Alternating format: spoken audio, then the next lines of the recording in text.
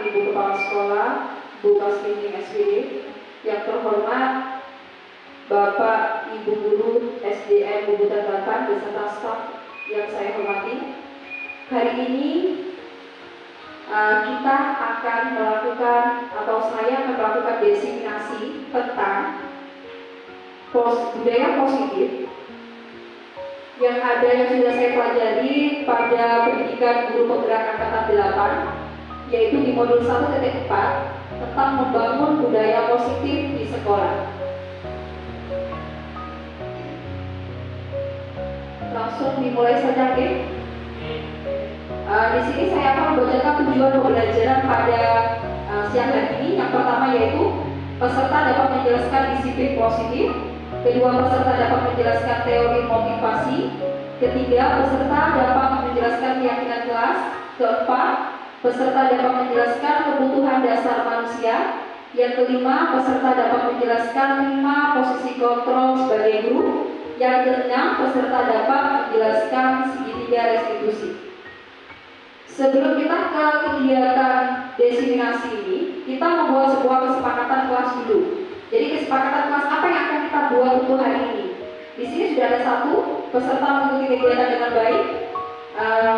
Yang lainnya bisa disebutkan, nanti kita sepakati bersama-sama dulu. Kira-kira kesepakatan apa yang akan kita buat hari ini?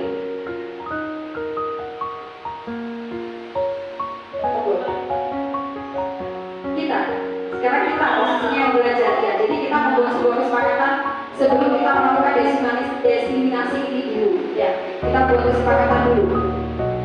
Monggo, ada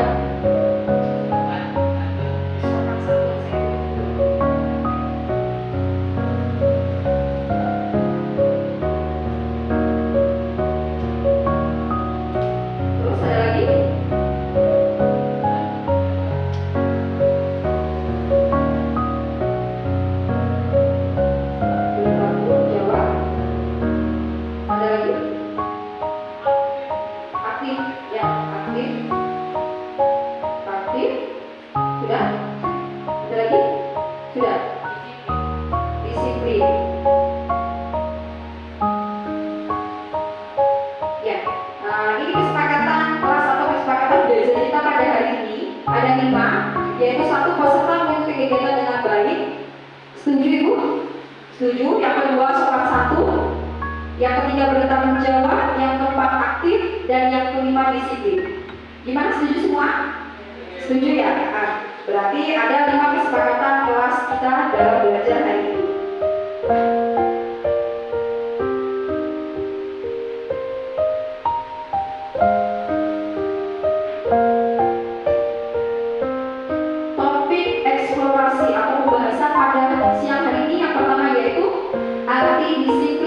Motivasi perilaku manusia. Yang kedua, keyakinan kelas, hukuman dan penghargaan. Ketiga, kebutuhan dasar manusia. Yang keempat, posisi kontrol sebagai guru. Yang kelima, segitiga restitusi. Ini adalah 5 poin yang akan kita pelajari tentang budaya disiplin. Jadi kita sebagai pendidik butuh 5 poin ini. Kita kupas satu persatu. Yang pertama yaitu makna disiplin. Yang Ibu tahu tentang disiplin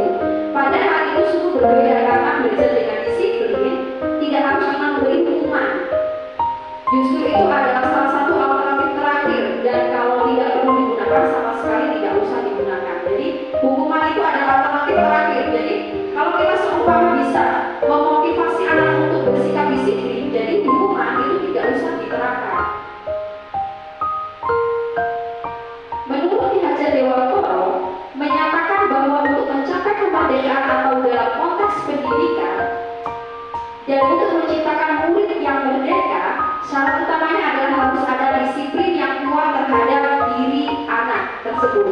Disiplin yang dimaksud itu disiplin apa? Disiplin diri yang memiliki motivasi internal. Jika kita tidak memiliki motivasi internal, maka kita memerlukan pihak lain untuk mendisiplinkan diri kita, yang dimaksud dengan motivasi eksternal. Kalau internal itu dari diri kita sendiri, keluar dari rasa yang keluar dari diri kita sendiri. Sedangkan kalau eksternal itu dari dorongan orang lain.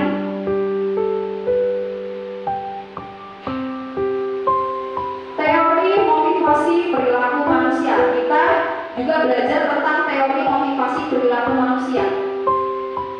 Yang pertama yaitu untuk menghindari ketidaknyamanan atau hukuman.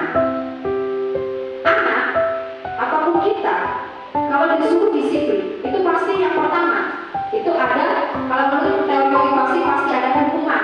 Kita takut dapat hukuman, makanya kita bersikap disiplin.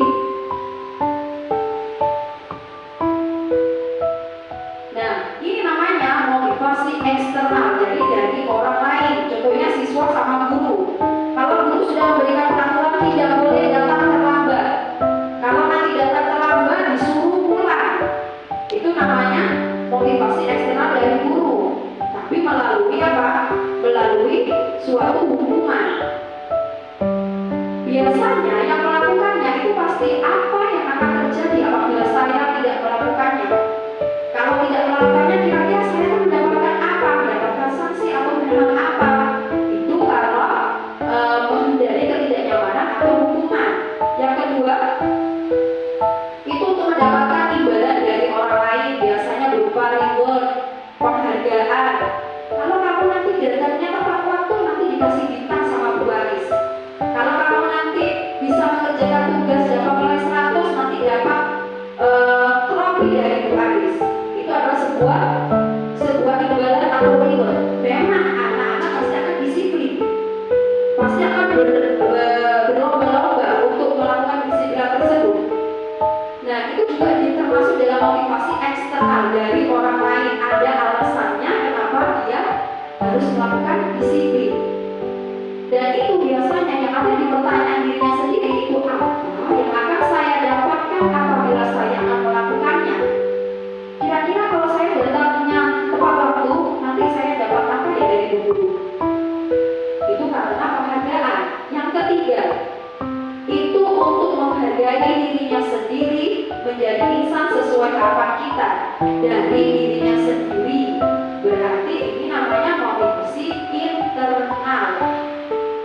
Tujuan dari sebuah kedisiplinan menurut Ki Hajar Dewantoro. Jadi di poin ketiga ini, itu anak akan menjadi orang yang seperti apa bila saya melakukannya tanpa ada dorongan dari orang lain. Dia melakukannya dengan dirinya sendiri, tanpa ada imbalan atau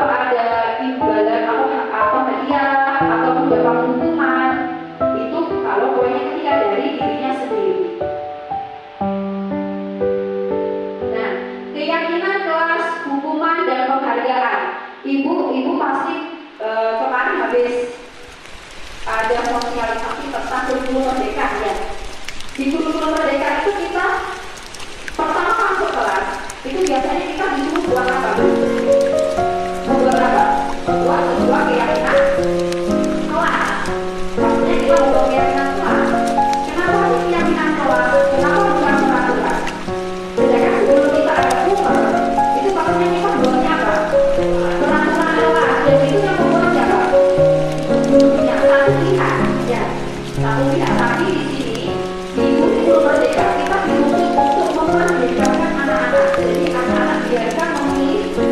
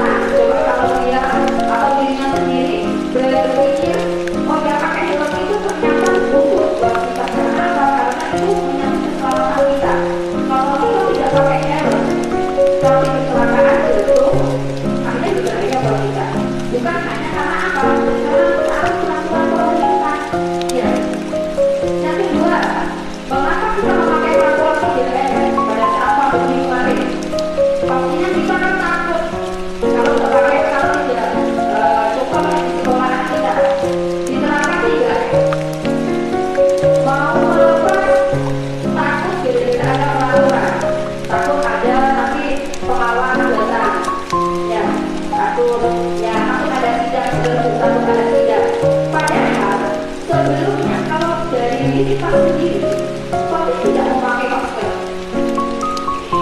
bertiga mencuci tangan, bersihkan ya, penting. Sebelum corona, sebelum pandemi, pastinya kalau ada mobil dari dirinya sendiri pasti juga memakai masker, tidak berpikir mencuci tangan.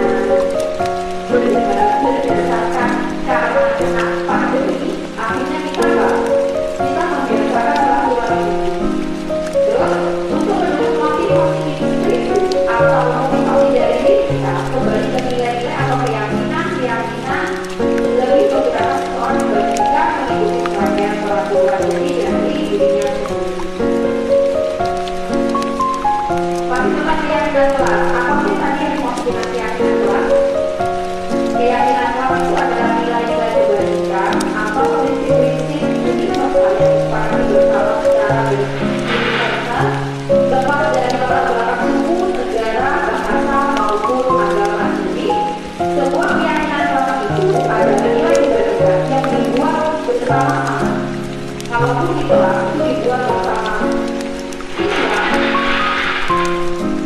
dibuat bersama siswa dan guru, jadi ada yang membuat hanya satu pihak, jadi dua-duanya saling memberikan pendapat.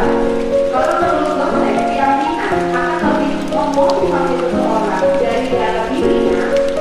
Seseorang akan lebih bersemangat untuk menjalankan keyakinannya daripada hanya sekedar mengikuti serangkaian peraturan.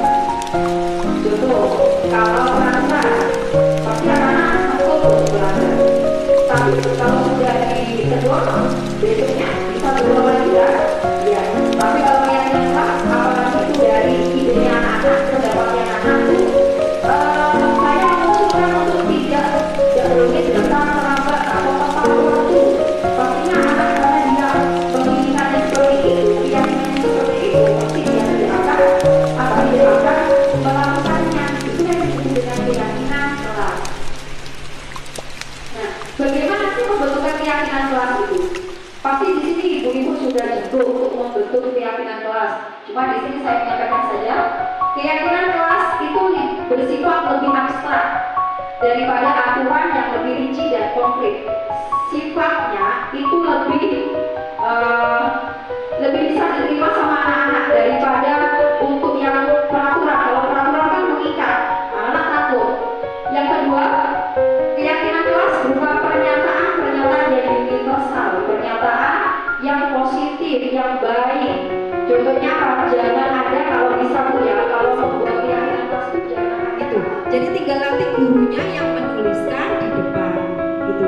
Kalau menulis sendiri mungkin kesulitan kalau untuk kelas 1, kelas 2, kelas 3 masih bisa. Bersedia meninjau kembali keyakinan kelas dari waktu ke waktu. Setelah dibuat, alangkah baiknya dalam kurun waktu 1 bulan itu keyakinan kelas itu berjalan dengan lancar nggak? Ada nggak yang perlu diperbarui? Dievaluasi lagi. Itu untuk membentukkan keyakinan kelas. Nah, ini bedanya pembentukan keyakinan kelas antara dan keyakinan kelas. Kalau peraturan, contoh di situ ada selalu kembalikan buku ke tempatnya. Sifatnya menyuruh. Kalau bisa di keyakinan kelas itu kita ambil nilai kebajikannya saja apa? Tanggung jawab. Terus dilarang mengganggu orang lain. Nilai kebajikan apa yang diambil dari tidak mengganggu orang lain? Yaitu apa? Menghormati orang lain atau diri sendiri. Hadir di sekolah 5 menit sebelum pembelajaran dimulai. Berarti apa? Nilai kebajikan berarti nilai yang mau kita ambil. Yang mau kita ambil dari peraturan itu apa? Dari keyakinan kelas itu apa? Menghormati orang lain, komitmen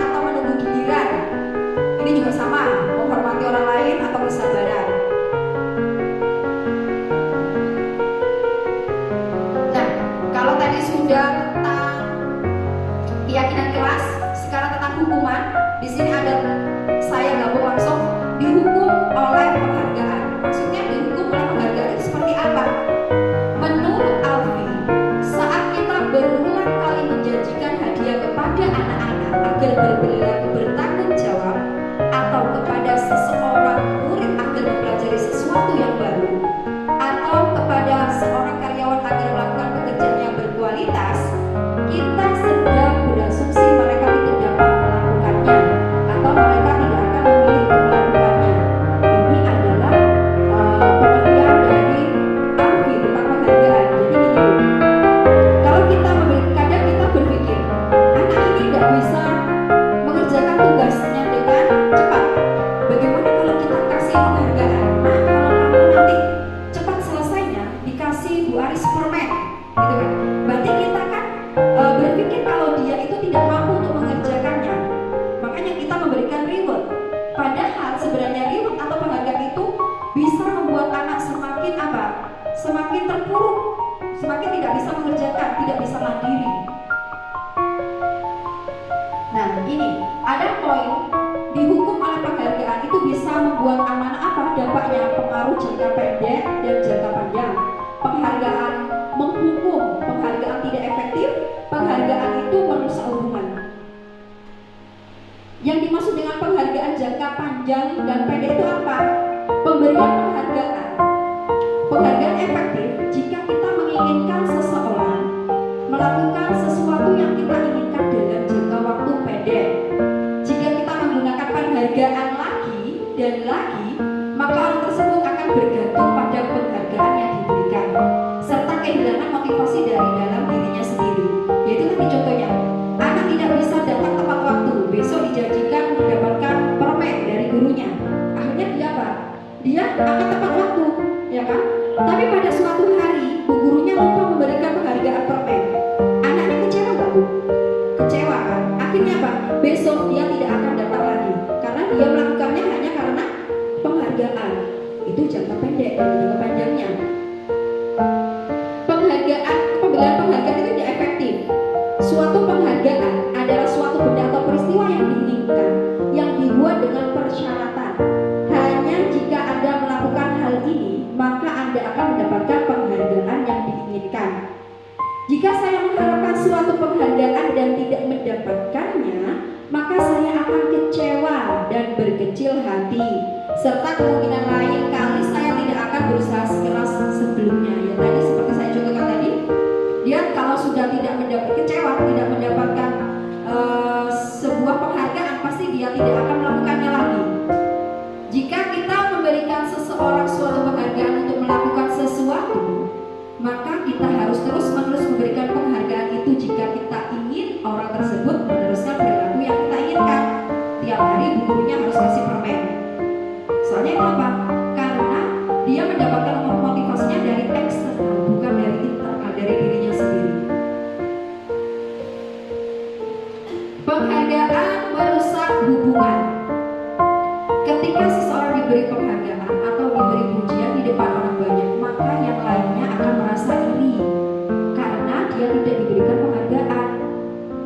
Jika seorang guru sering memberikan penghargaan kepada murid-muridnya, besar kemungkinan murid-muridnya termotivasi hanya untuk menyenangkan gurunya saja.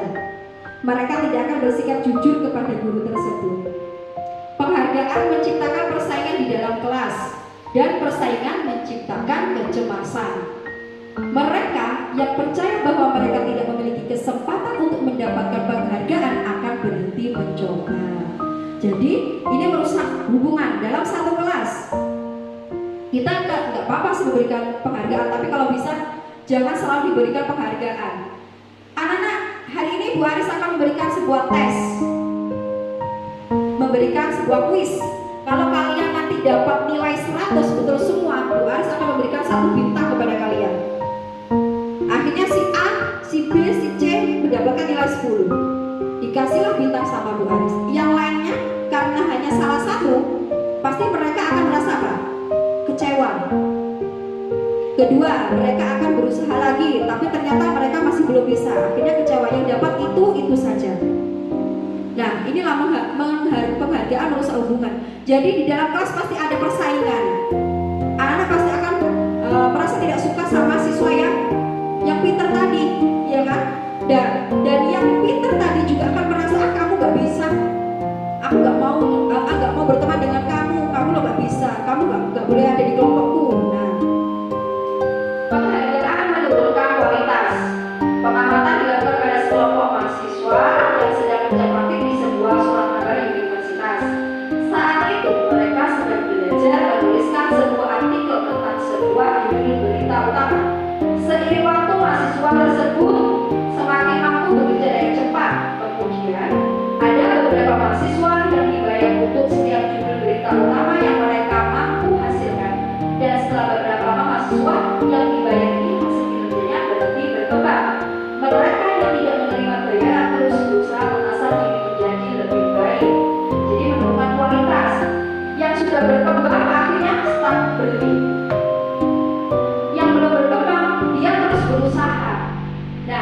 ini dampaknya di mana?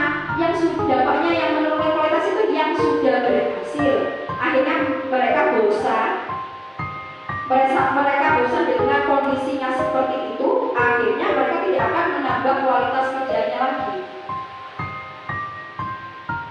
Penghargaan mematikan kreativitas. Murid-murid diminta berpikir mengenai hadiah atau penghargaan yang bisa mereka dapatkan bila berhasil menulis sebuah puisi. Kreativitas kelompok murid-murid ini menjadi kurang dibandingkan dengan tidak diberitahukan tentang hadiah yang bisa mereka terima. Anak yang tadinya tak bisa menulis puisi, kalau sudah dikasih pilih hadiah, pastinya bisa nggak? Ya bisa kan, walaupun itu nggak sempurna. Coba sekarang kalau kita menyuruh anak menulis puisi karena tugas tanpa ada imbalan, kira-kira anak-anak mengerjakannya dengan semangat atau tidak? Tidak kan? Iya, pasti akan membutuhkan waktu yang lama. Tapi kalau ada imbalan hadiah, pasti dia akan cepat. Soalnya banyak mengejar untuk cepat selesai. Dalam tugas-tugas memecahkan masalah, para siswa memakan waktu lebih lama dan memberikan jalan keluar kurang kreatif. Saat mereka dijadikan suatu penghargaan, pastinya lebih cepat. Penghargaan menghukum ini yang dilakukan. Penghargaan menghukum mereka yang tidak mendapatkan penghargaan. Misalkan dalam sistem ranking di KTSP dulu ya, itu masih menggunakan sistem ranking ya. Mereka yang mendapatkan ranking kedua akan merasa paling dihukum karena selisih nilainya itu cuma sedikit. Ya. Memberikan penghargaan dan hukuman adalah hal yang sama karena keduanya mencoba mengendalikan perilaku seseorang. Jika suatu penghargaan diterapkan namun Anda tidak mendapatkannya, Anda akan merasa dihukum. Bu guru tadi loh, kalau saya dapat nilai 100 dapat hadiah, kenapa sekarang nggak dapat hadiah? Pasti saya akan merasa kecewa, merasa dihukum. Nah, kembali lagi ke motivasi dalam diri. Bu, ngantuk Bu. Kita sendiri dulu ya Bu. Biar kita lebih segar lagi. Ya, kita sendiri dulu bisa berdiri. Monggo berdiri. Ya, ini tidak sulit kok, tak perlu gerakan banyak ya. Cuma biar jangan ngantuk. Saya kan sudah jamnya jam siang, biar jangan ngantuk. Di sini saya akan memberikan sebuah SPG. Kita bersama-sama dengan kata kunci yang saya berikan. Ikuti apa yang saya ucapkan apabila ada kata pegang, dan jangan ikuti kata-kata saya bila tidak ada kata-kata pegang. Bisa Bu? Bisa. Coba sekarang pegang. Baunya sendiri Bu. Baunya sendiri. Berarti masih ngantuk ya. Pegang. Bau sudah. Pegang kepala. Mata. Udah kan ngantuk kan? Ya kan? Ayo. Udah konsentrasi kan? Ayo. Pegang hidung. Pipi. Bu Marta ngantuk. Pegang pipi. Bu Marta ngantuk. Pegang bibir. Perut.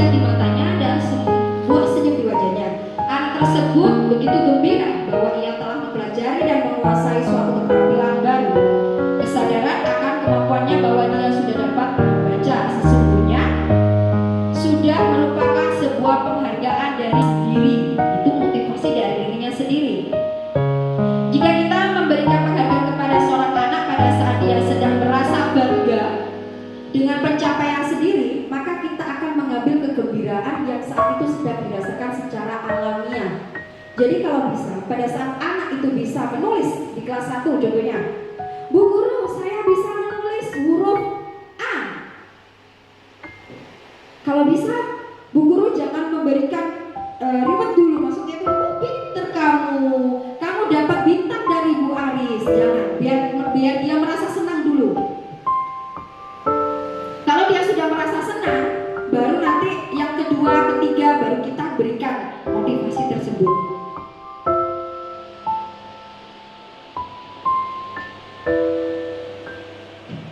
Nah, sekarang saya akan memberikan sebuah pertanyaan, kita jawab bersama-sama aja.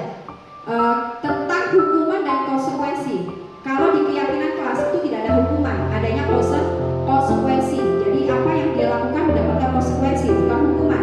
Kira-kira soal yang pertama, lari mengelilingi lapangan basket 2 kali karena terlambat hadir di sekolah, itu termasuk hukuman atau konsekuensi? Bisa jawab.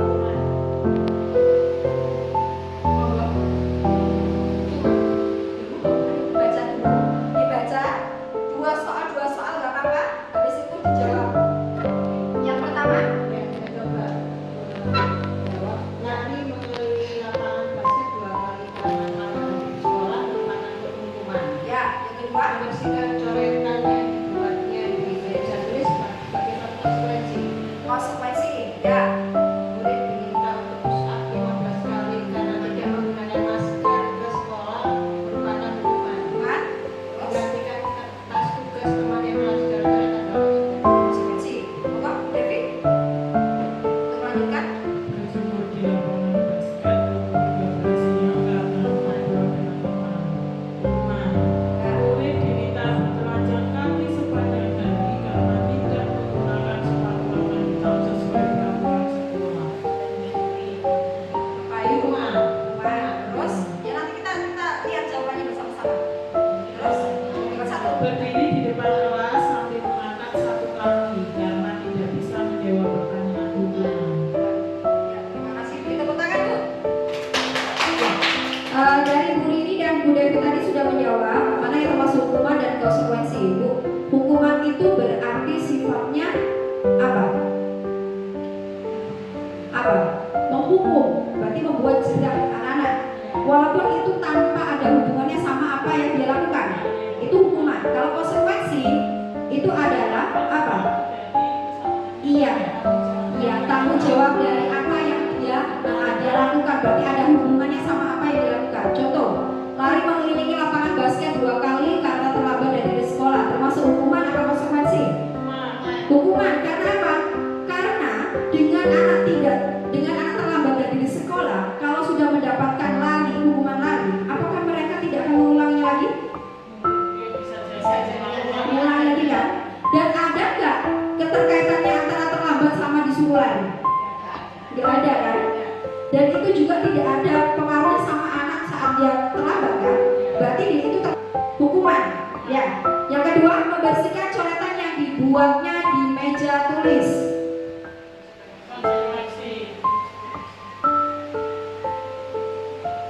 Nah, membersihkan coretan yang dibuatnya di meja tulis termasuk apa? Konsekuensi, karena dia sudah apa? Iya, mencoret-coret, dan dia konsekuensinya apa? Harus membersihkannya. Iya. Yang ketiga, murid diminta untuk push up 15 kali karena tidak menggunakan masker ke sekolah. Hukuman. Kenapa hukuman? Karena tidak ada terkaitan. Dengan tidak memakai masker harus push up. Yang ada apa anak? Capek, ya kan? Yang ada capek. Harusnya kita apa? Kalau anak, iya Bu. Kalau anak tidak memakai masker, konsekuensinya apa? Kita memberikan masker bisa. Nah, kamu ditanya dulu, kenapa kamu tidak pakai masker? Gak bawa Bu, lupa. Berarti kita tugasnya apa? Iya, memberikan. Kalau ada, ya kalau tidak ya kita memberikan nasihat besok pakai ya, gitu. Jangan memberikan sebuah hukuman. Menggantikan kertas tugas teman yang telah dicoret-coret, termasuk konsekuensi. Kenapa? Karena dia sudah melakukannya dan dia juga mencoretnya, makanya dia harus menggantikan. Berjemur di lapangan basket pukul 12 siang karena ngobrol dengan temannya, itu termasuk hukum.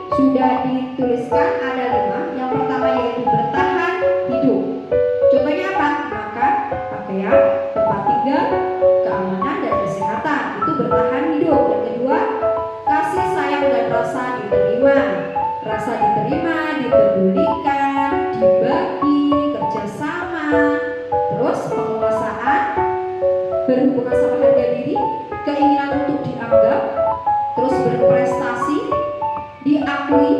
Kalau kebebasan itu mandiri, memiliki pilihan, mencoba hal yang baru, mampu mengendalikan arah dirinya. Sedangkan kesenangan berhubungan sama bermain, humor, antusiasme, tertawa. Ini adalah 5 kebutuhan dasar manusia. Kita semuanya butuh apa tidak, Bu?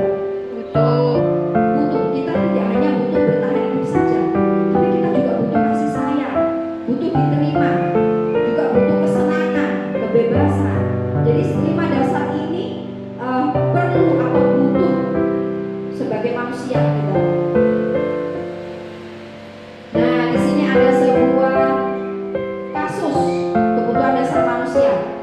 Ibu A, guru kelas 5 di SD, bercerita hari sedang bingung ulas salah satu muridnya di kelas, namanya Agus. Beberapa anak telah datang dan mengeluhkan Agus yang seringkali meminta bekal makan siang mereka dengan paksa. Jika Anda sebagai guru menghadapi situasi seperti itu, apa yang akan Anda lakukan? Dan menurut Anda kira-kira apa alasan Agus melakukan hal tersebut? Adakah yang bisa menjawab pertanyaan ini?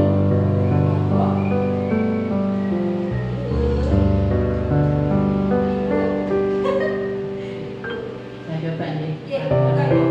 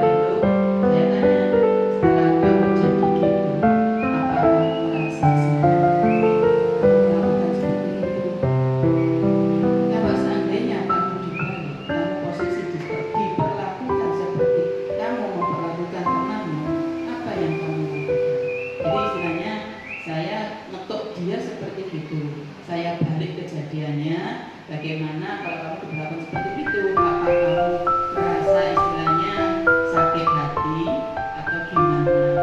Dari situ kemudian saya otomatis anak itu nggak bawa bekal. Pada saat temannya yang diminta saat itu juga misalnya kalau itu terjadi pada satu anak biasanya kan gitu, teman yang merasa istilahnya yang dikira dia bahwa istilahnya korbannya dia itu ya, istilahnya korbannya dia itu otomatis ngajari anak yang jadi korban intinya ini. Saya temui juga kemudian mari kita berbagi intinya itu kita besarkan juga apa yang dia lakukan walaupun mereka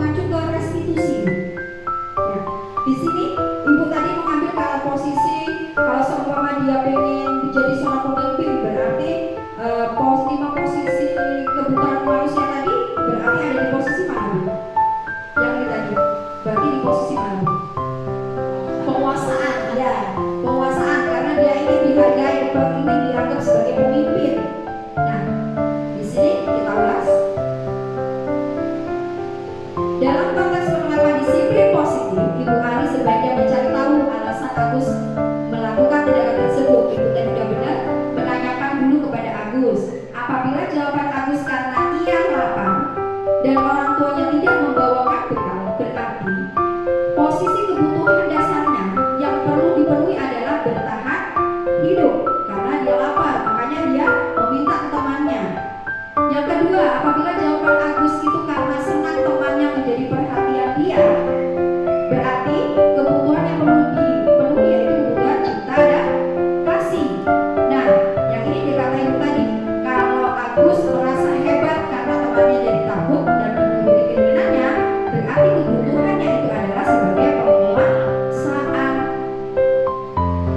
Nah, kalau jawabannya merasa bosan dengan bekal yang dibawakan ibunya, itu yang dipenuhi adalah kebutuhan dari kebebasan. Sedangkan yang terakhir kalau kesenangan karena dia isi jawabannya. Aku seneng bu, lagi bilang mocoku kesel sama aku. Itu berarti dia merasa senang. Dia butuh, berarti butuh kebutuhan kesenangan. Itulah contoh dari 5 kebutuhan dasar dari manusia. Nah, sekarang 5 posisi kontrol sebagai guru. Kita sebagai guru pada saat mengatasi suatu masalah terhadap anak, kita tuh memiliki 5 kontrol sebagai guru. Yang pertama sebagai penghukum, yang kedua pembuat merasa bersalah, teman, pemantau, sama manajer. Siapa? Posisi sebagai manajer. Kita menemukan solusi terhadap kesalahan anak, biar anak memperbaikinya sendiri, menemukan solusinya sendiri. Jadi tidak harus kita yang menyuruh anak-anak. Itu kalau posisi yang tepat sebagai guru. Nah, ini restitusi. Selanjutnya restitusi. Apa sih restitusi itu? Mungkin itu sudah ibu-ibu lakukan setiap hari. Cuma namanya saja yang belum tahu. Apa sih restitusi itu? Proses menciptakan kondisi bagi murid untuk memperbaiki kesalahan mereka sehingga mereka bisa kembali pada kelompok mereka dengan karakter yang lebih kuat. Jadi kalau anak merasa bersalah, contoh tadi anak makan di dalam kelas, kita jangan langsung kamu nggak boleh makan di kelas, keluar kamu kalau makan di kelas, tidak boleh seperti itu.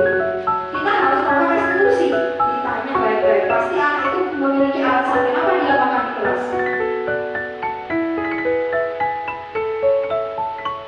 9 ciri-ciri restitusi. Pertama, restitusi itu bukan untuk menebus kesalahan, tapi untuk belajar dari kesalahan. Yang kedua, memperbaiki hubungan. Ketiga, tawaran atau bukan paksaan. Keempat, restitusi menuntut untuk melihat ke dalam diri sendiri. Kelima, restitusi mencari kebutuhan dasar yang mendasari tindakannya. Keenam, restitusi diri adalah cara yang paling baik untuk memperbaiki diri. 7, restitusi fokus pada karakter, bukan tindakan. Yang kedelapan, restitusi fokus pada solusi. Yang kesembilan, restitusi mengembalikan murid yang bersalah itu pada kelompoknya. Jadi tidak dibully sama temannya. Itu balikan lagi ke teman-temannya. Bagaimana cara kita membuat atau melaksanakan segitiga restitusi itu? Segitiga berarti ada 3 tindakan yang akan kita lakukan pada saat anak melakukan kesalahan. Yang pertama itu yaitu dengan cara menstabilkan identitas. Jadi setiap orang di sini, setiap orang biasanya kita kalau mendatangkan anak yang salah, kita tanyakan dulu. Oh iya, setiap orang itu pasti melakukan kesalahan. Dan hanya kamu saja kok yang melakukan kesalahan. Bu guru juga benar. Itu namanya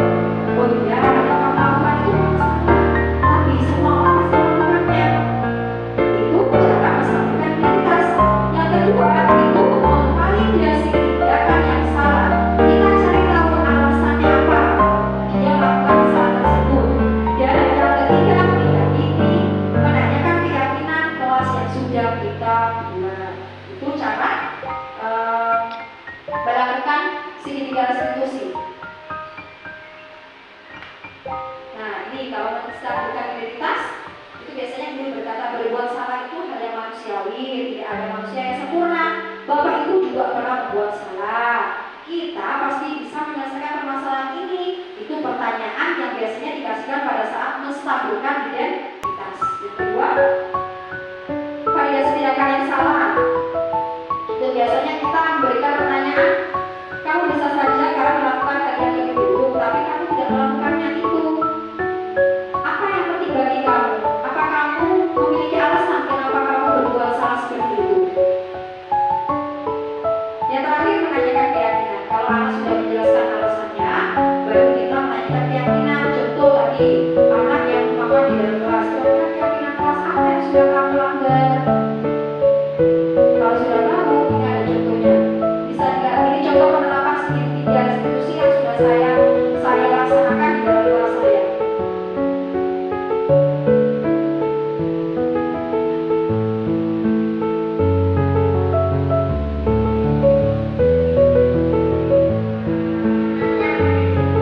Tadi